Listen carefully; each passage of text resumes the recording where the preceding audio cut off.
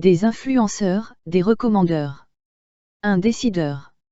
Des besoins, une offre, un prix, des conditions, un calendrier. Cahier numéro 7. Roadbook. Piloter un projet. Mener des actions concrètes.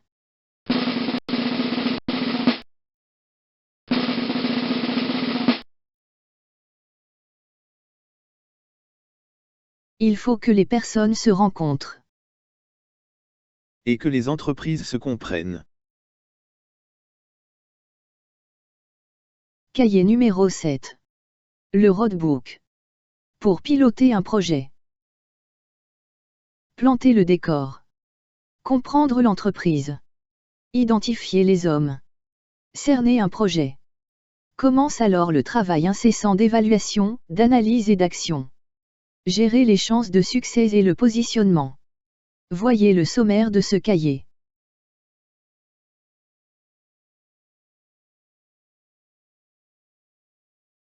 Pilotez votre démarche vers le succès. Pour piloter votre démarche vers le succès, il est opportun d'adopter une méthode qui permet le plus objectivement possible d'évaluer les chances de succès, d'analyser le positionnement et d'agir sur la situation, plutôt que de se fier à des impressions que certains qualifieront d'expérience. Les cahiers du vendeur recommandent donc de considérer le recours à un outil éprouvé.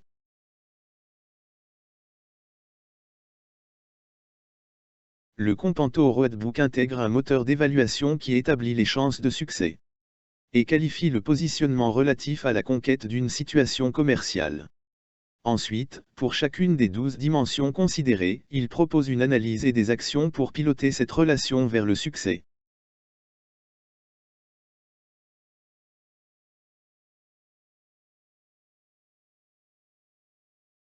Une sollicitation de l'intelligence artificielle Copilot est intégrée pour éclairer votre réflexion et inspirer votre action.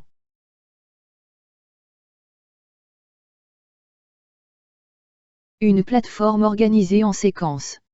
Volet 1. L'entreprise et les hommes. Volet 2. L'adéquation de la proposition. Volet 3. Opinion du client et timing. Volet 4. Gestion de la relation.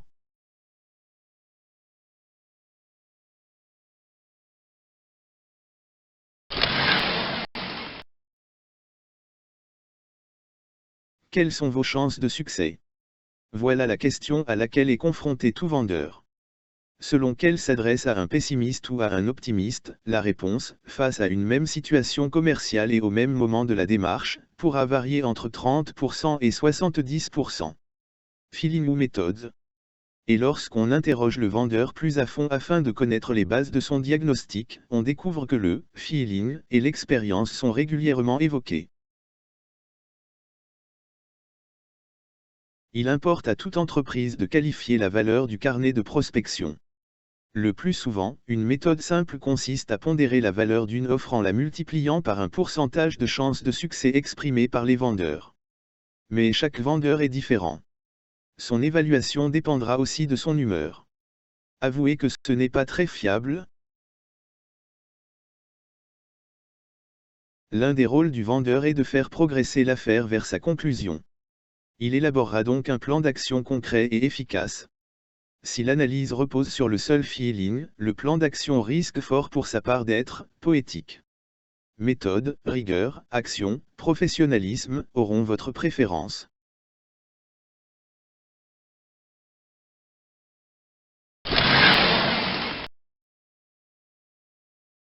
Faits divers et anecdotes. Hors jeu. Une banque importante refusait systématiquement de nous rencontrer. Pourtant, en toute objectivité, nos guichets automatiques ne pouvaient laisser cette organisation indifférente. Ils étaient les plus répandus au monde et cela ne relevait pas du hasard. Le patron se mouille. Mike, notre administrateur délégué, n'était pas homme à accepter une telle situation. Il se fixa donc comme objectif personnel d'établir une relation avec la direction de la banque. Porte de bois. Malgré de nombreuses sollicitations téléphoniques et divers courriers, la banque continuait à nous ignorer.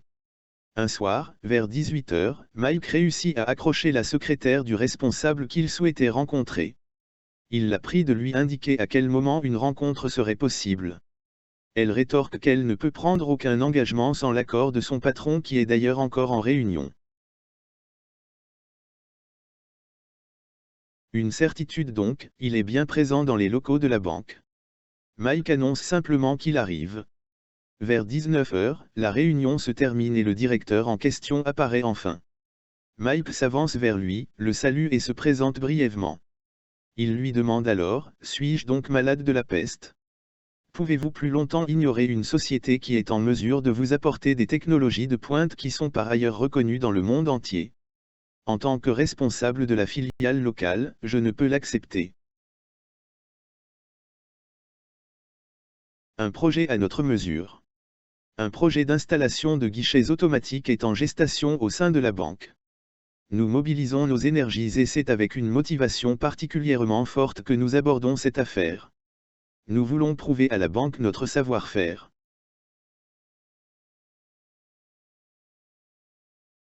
Le terrain est propice. Notre produit est très performant et rencontre l'ensemble des exigences formulées par le client. Le prix est correct et nous place en tête des prétendants. Notre proposition est la plus détaillée, la plus complète. Elle inclut notamment un planning très précis des tâches à accomplir, les compétences requises, les délais estimés. Le client nous fait part de sa satisfaction. Une dernière question. Nous sommes au jour J-8 avant que le dossier ne soit soumis au comité de direction. Une dernière question nous est posée, quel est le délai de livraison des coffres-forts dans lesquels les unités seront installées ? Cet aspect se révèle en effet essentiel. Les travaux d'installation doivent être entrepris en temps utile car la banque souhaite lancer le système avant son principal concurrent. Notre annonce, sur base de l'information fournie par le sous-traitant producteur des coffres, est de 15 semaines. Le délai maximum acceptable par la banque est de 10 semaines. Nous sommes dès lors éliminés. La banque nous a officiellement demandé l'autorisation d'utiliser notre planning. Le dialogue sera maintenu au fil des ans pour revenir quelques années plus tard et remplacer le matériel du confrère qui avait gagné la première manche. Le client achète un produit dont les spécifications rencontrent ses exigences, un prix et des conditions auxquelles le marché sera conclu et un délai de mise en service. Un élément manquant ou faible peut mener à voir l'affaire passer à la concurrence. 3 dimensions alimentent le volet 1. Entreprise et organisation du client. Influenceur et recommandeur. Le décideur.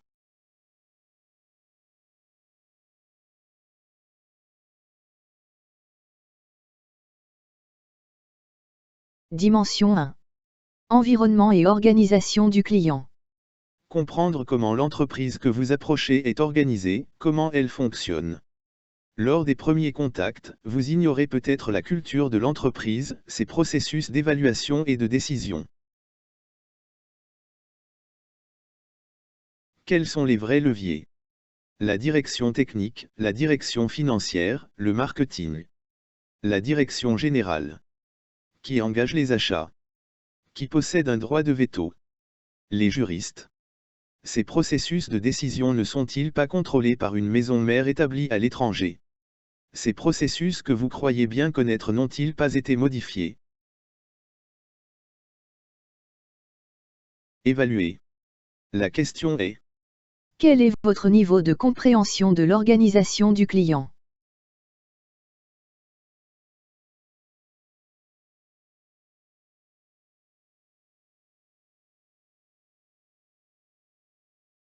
Passez à l'action.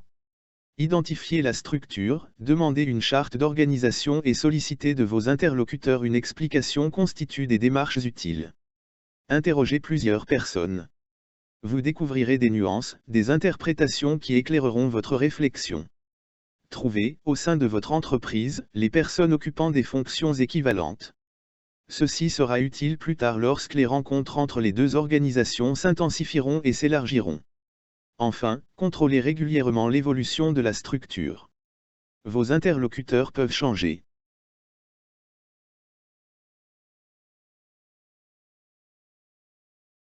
Dimension 2.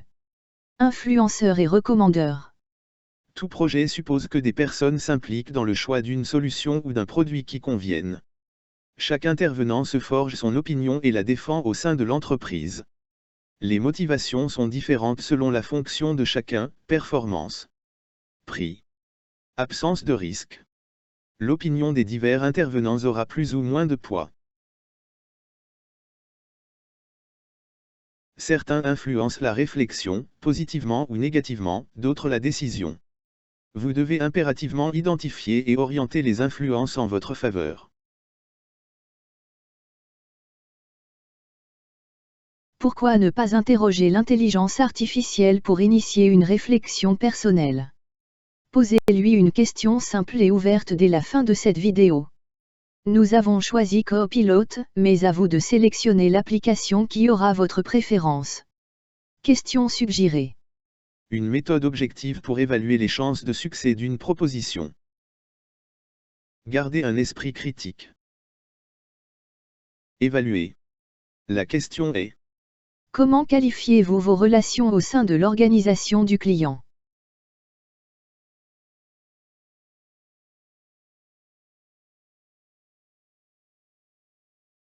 Passez à l'action. Aller à la rencontre de l'entreprise et de ses représentants à chaque niveau doit devenir votre obsession. Un premier contact positif est le garant de l'ouverture des portes à chaque niveau de compétence. Ne négligez personne. Intensifiez vos contacts au fur et à mesure que l'affaire avance. Assurez-vous, régulièrement, que les responsabilités de vos interlocuteurs n'ont pas été modifiées. Si tel est le cas, rencontrez au plus tôt tout nouvel intervenant.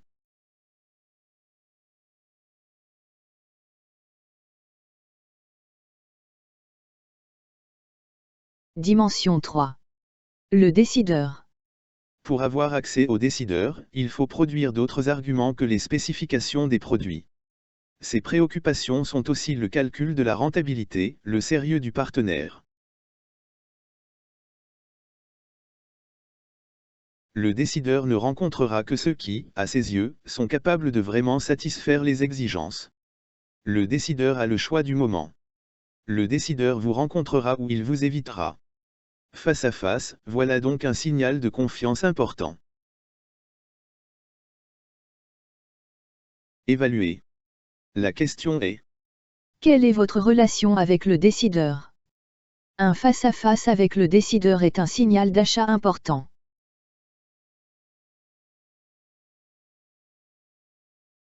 Passez à l'action. Identifier le décideur constitue une deuxième obsession pour le vendeur tout au long de la démarche commerciale. L'informer et le sensibiliser à votre offre par une liste de références auprès desquelles une prise de renseignement sera à même de le rassurer est l'une de vos missions.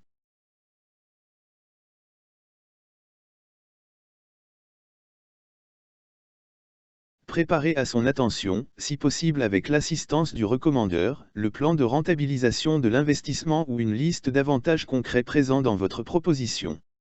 Vous devez tendre, par tous les moyens, vers un face-à-face décisif et être attentif au changement qui peut survenir à chaque instant. Ensuite, analysez vos chances de succès et votre positionnement. L'intelligence artificielle peut être sollicitée pour avis et commentaires. Tenant compte de votre évaluation, de l'analyse et de l'avis de l'IA, pensez à déterminer des actions pour améliorer votre positionnement. L'IA peut à nouveau être mise à contribution pour suggérer des actions.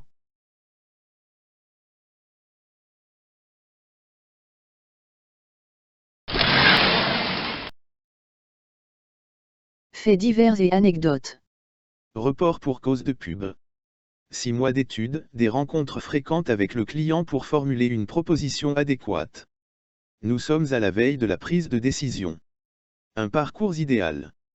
Nous avons accompli, me semble-t-il, un parcours idéal, sur un terrain, il est vrai, favorable. En effet, la Banque pour le commerce et l'artisanat, la BCA, est notre cliente depuis quelques années déjà. Elle se montre satisfaite des systèmes informatiques successifs que nous avons livrés. Cette fois, la décision porte sur l'accroissement de la puissance de l'ordinateur central. L'ajout de périphériques favorisera les échanges de données avec les partenaires et les clients de la banque. Les investissements consentis précédemment en matière de développement des applications seront protégés.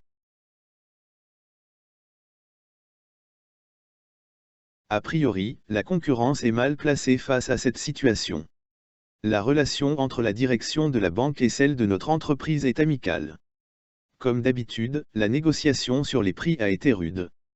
À l'analyse, il apparaît que la rentabilité de l'investissement est relativement évidente. Notre intervention ne s'est pas limitée à la formulation d'une proposition à caractère strictement technique. Notre rôle, du fait de la longue pratique acquise par notre société dans le domaine de la banque, s'est également exprimé en termes de conseil. Nous rencontrons une dernière fois le directeur général qui est chargé de présenter le dossier lors de la réunion mensuelle. Il nous informe de l'ordre du jour. Achat d'un nouvel immeuble. La campagne de publicité. Investissement informatique. Divers. Le conseil a débuté à 9 h pour se terminer au-delà de 18 h. Aucune décision n'a été prise en matière d'investissement informatique. L'achat d'un nouvel immeuble a mobilisé l'énergie de plusieurs administrateurs dont les compétences en ce domaine se sont, paraît-il, opposées avec force. La campagne de publicité a consommé l'après-midi entière. Tous les administrateurs ont tenu à démontrer l'étendue de leur savoir en matière de communication. Il faut dire que le recours pour la première fois à une campagne télévisée était à l'ordre du jour. Il ne restait donc que quelques minutes pour examiner les points suivants dont l'investissement informatique. L'un des administrateurs a interrogé le directeur général afin de savoir pourquoi un concurrent bien spécifique n'avait pas été consulté, le fondement de cette demande étant que l'un de ses neveux y était délégué commercial.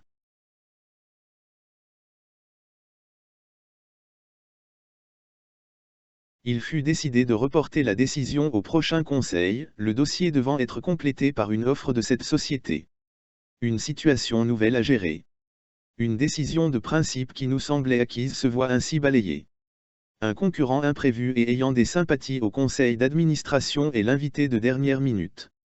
Sa stratégie est simple, frapper fort au niveau des prix. Nous ne céderons pas à la pression, notre valeur ajoutée est réelle et nos délais imbattables. Une décision peut être à tout moment reportée pour un motif inattendu et sur lequel vous n'avez aucune incidence. Un mot d'ordre, rester calme et réagir avec pondération.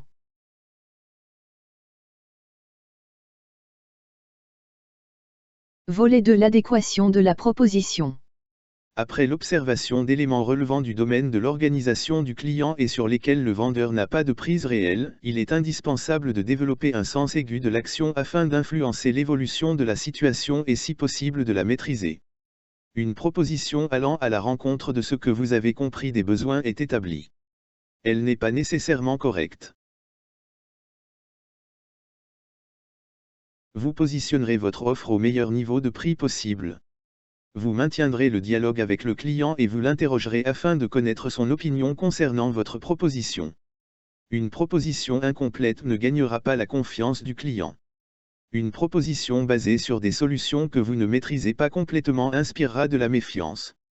Le client n'achète pas un prix, mais une solution dont la mise en œuvre participera à la rentabilité de son entreprise par la réduction des coûts ou la croissance des marges. Mesurez régulièrement vos chances de succès sur base de critères objectifs et réfléchissez aux actions concrètes que vous et votre organisation pouvez mener. 3 dimensions alimentent le volet 2. 4 les besoins du client. 5 l'offre produit. 6 le rapport prix-performance.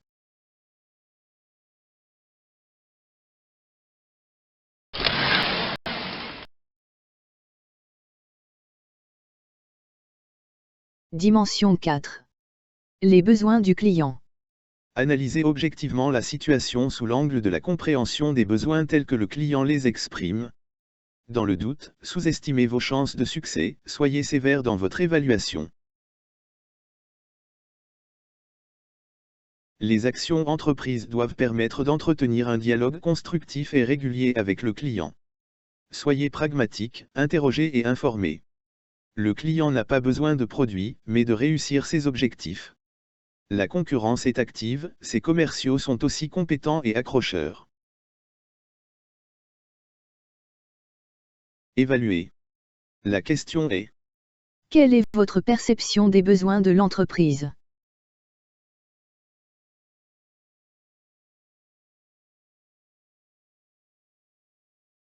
Passez à l'action. En phase initiale du projet, l'analyse détaillée des besoins du client et les motifs qui y sont associés devront être clairement identifiés. Si le client est sous la mainmise de la concurrence, vous tenterez de l'ébranler par la diffusion de vos avantages prépondérants afin de perturber sa sérénité.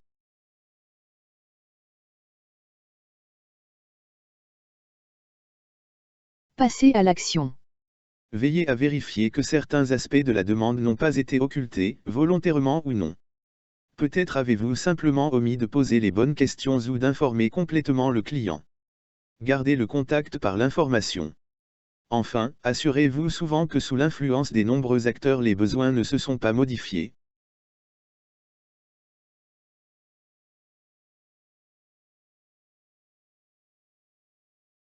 Dimension 5.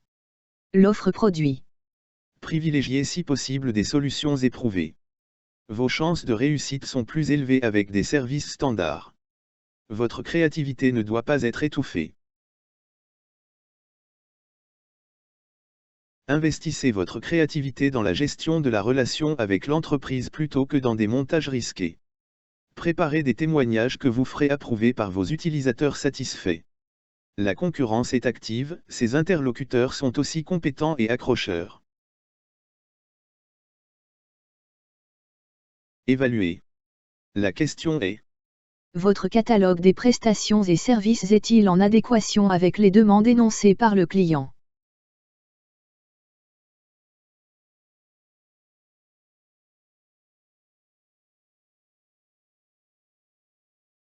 Passez à l'action. n'hésitez pas à consulter vos collègues expérimentés pour vous aider à identifier au mieux les produits qui permettront de rencontrer les besoins du client. Si vous êtes amené à proposer une solution hors de vos standards, posez à votre direction la question de savoir s'il est opportun de soumettre une proposition. Votre temps sera peut-être mieux employé si vous concentrez vos efforts sur des propositions plus conformes à l'expertise de votre société. N'hésitez pas à solliciter en interne l'assistance requise pour établir l'offre la plus compétitive possible. Le travail en équipe est payant. Rassurez le client en lui fournissant une liste des utilisateurs des produits offerts. Si la chose est possible et si les utilisateurs marquent leur accord, communiquez à votre prospect des témoignages de vos clients satisfaits. N'oubliez pas que ceci vous expose à un contact direct.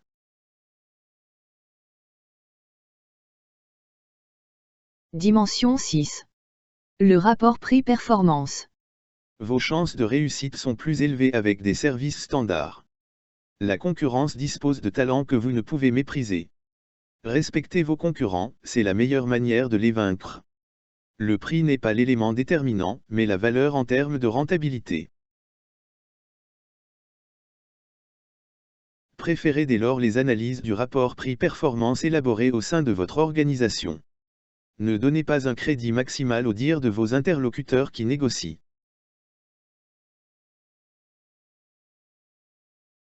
Pourquoi ne pas interroger l'intelligence artificielle pour initier une réflexion personnelle? Posez-lui une question simple et ouverte dès la fin de cette vidéo. Nous avons choisi Copilot, mais à vous de sélectionner l'application qui aura votre préférence. Question suggérée. Définir l'expression rapport prix-performance. Gardez un esprit critique. Évaluer. La question est: tenant compte des objectifs poursuivis par l'entreprise, le coût du projet vous positionne-t-il favorablement?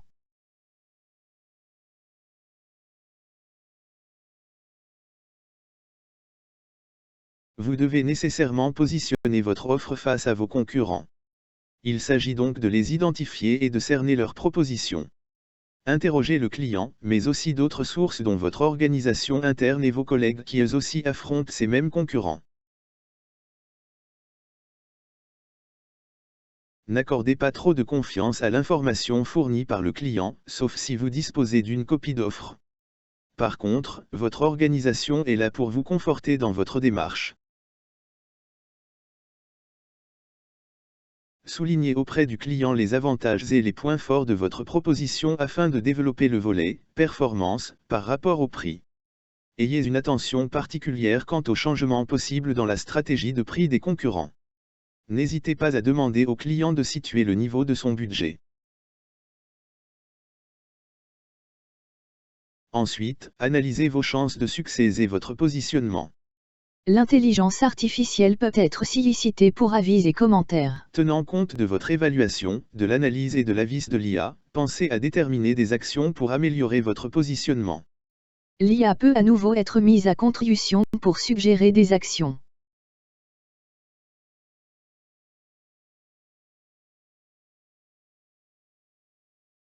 Il faut se fréquenter avec assiduité. Et s'engager avec conviction.